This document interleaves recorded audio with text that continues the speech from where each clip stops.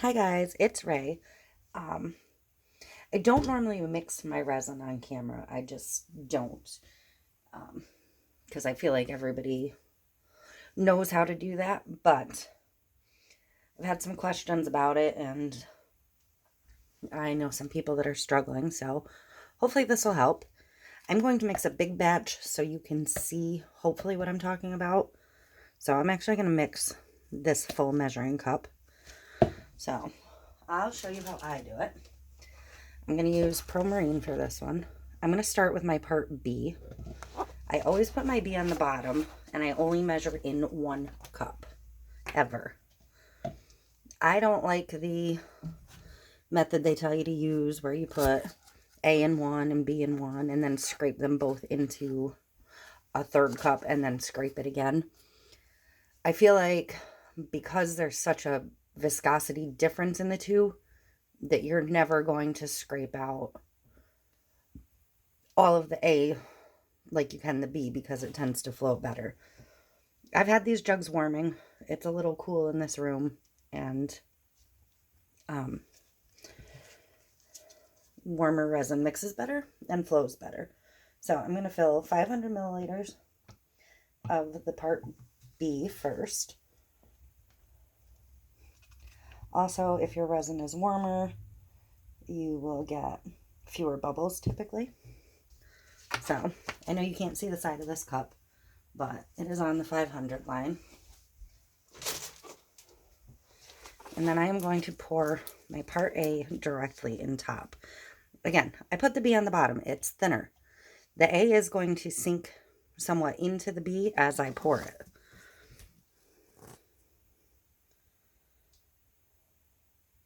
I don't know if you can see how it's getting down in there.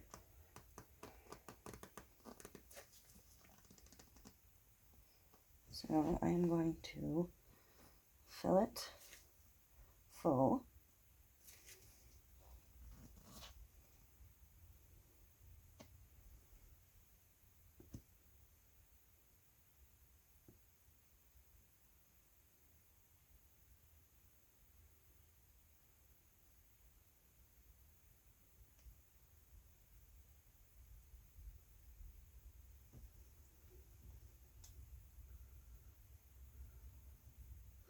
I'm just slowing down my pour so I can stop it when I get there. Okay. So that is full. And I would do the same thing with no matter what size cup I'm mixing. If I'm mixing 15 milliliters or if I'm mixing 200, 300, whatever. For a big batch, I use a silicone spatula. This is a Food Network one I got from Kohl's. Now, I don't know if you can see, the B kind of floated to the top, and this is the A. When you start mixing it, it's going to immediately go cloudy. That's normal. That's what it's supposed to do. So first you get the cloudy, and then you're just going to slowly, the slower you mix, the less bubbles you will get. If you whip a batch really fast, you're going to introduce a ton of bubbles. If you fold and break the surface at the top, you're going to introduce bubbles. So slowly and gently, around and around. I know this is not exciting, but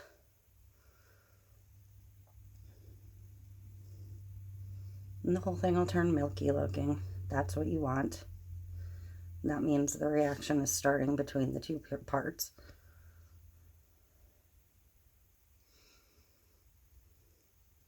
It's perfectly normal. It's expected. I make sure I get the sides.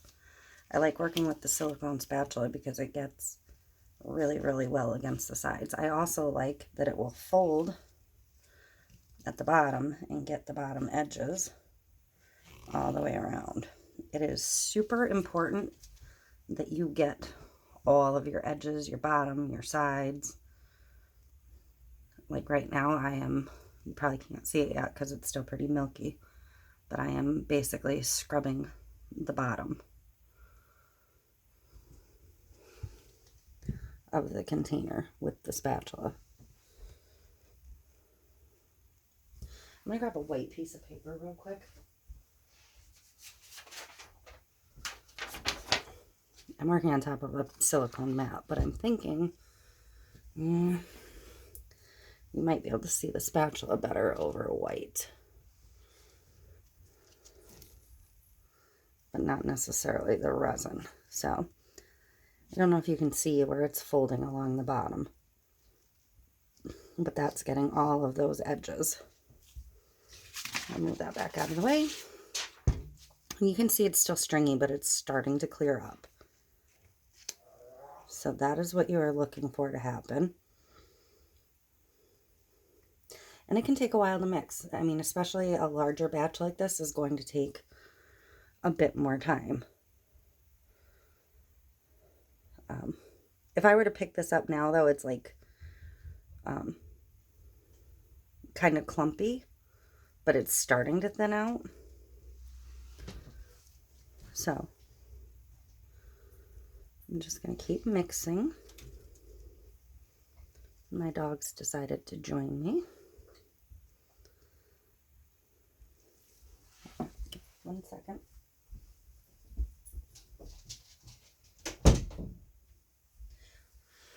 I have a golden retriever and his hair likes to get everywhere, so I don't really like him in this room, but I hadn't latched the door. So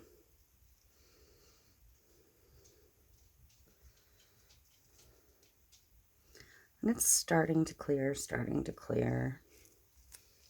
I like to run the spatula all along the edges, top, bottom, middle, especially in a big batch.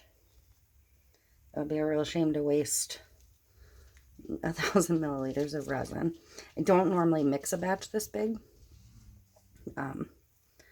I find that with the working time, the most I can get out of a batch is usually 700 to 800. But I do have 10 coaster molds set up to go next to me, so I should be okay with this big batch. I also have a bunch of keychain molds, things like that, ready to go. So hopefully I won't waste any of this. And again, this does take forever. You will be tempted to stir it faster. Don't.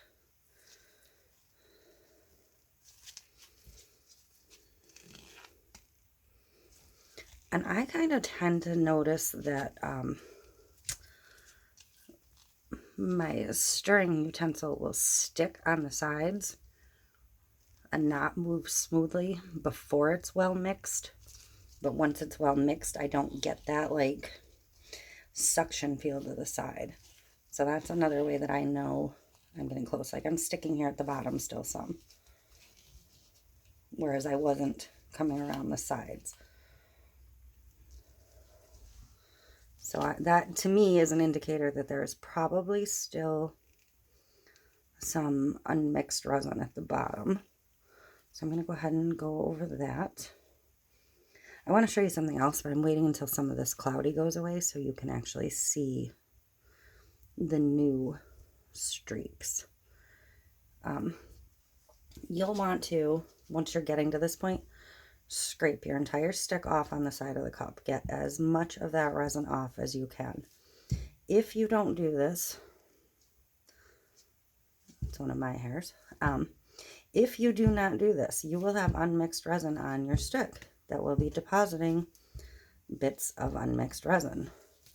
So when you do that, the first couple of times, and I don't know if you can see that stringy that it left, you will see where you have a cloudy streak that you did not have before. That is from the unmixed resin on your stirrer. And I am getting a little aggressive, so I am starting to get bubbles. I do have a tendency to get a little bit impatient.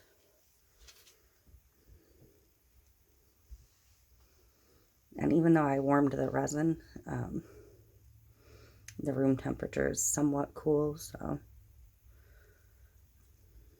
Probably less than ideal conditions today.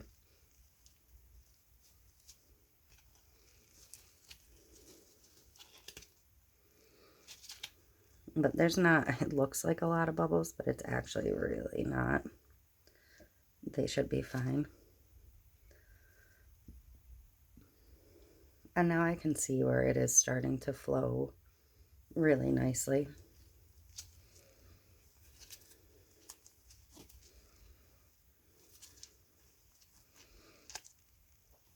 They do sell resin mixers that typically hold a plastic cup, and you put BBs in it and it turns it and mixes it that way.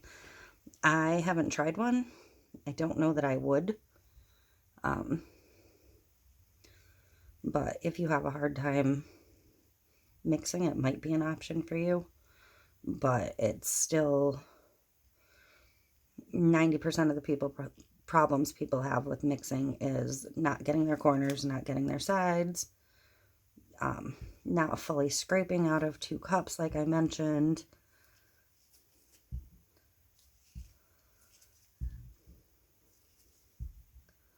And mixing too fast, getting impatient and not making sure it is thoroughly mixed. And so I just scraped my thing again, and I don't know if you saw this little wispy over here, but I am still getting some unmixed. Not a ton though, that was just one little wisp. So I do think that I am pretty close. I'm just going to give it another scrape of the bottom. And then I'm going to go ahead and scrape the sides one more time. Unfortunately, the more bubbles you mix in, the harder it's going to be to tell how clear your resin is. So if you hold it up and watch it run off, you can usually see if it's clear or got wispies mixed in. But I'm going to go ahead and wipe this one more time and see how it looks. Again, it's just patience and time. Don't rush it. And I don't see any milky strands in here this time, so I'm good. It is consistent, it is clear, and it's just taking time. You can see where I just sunk all of those bubbles in. But you can see my bubbles, but you can also see that the resin itself is actually clear. And it's flowing at a nice, consistent rate off my spatula. That is what you are looking for. So I will let this sit a few minutes. It will work some of the bigger bubbles to the top. And then I will worry about releasing the bubbles in my resin. So taking your time. I mean, I just mixed 100 milliliters and this video is now 13.5 minutes long. So when I say take your time, I mean take your time. A small batch is going to be 3 to 4 minutes. A larger batch is going to take much longer. It's much better to take your time now and get this right than have to throw away your molds, have cups that don't cure, coasters that never cure, whatever. If you have any questions about mixing epoxy, or if there's something I didn't go over, feel free to let me know. Thank you. Bye.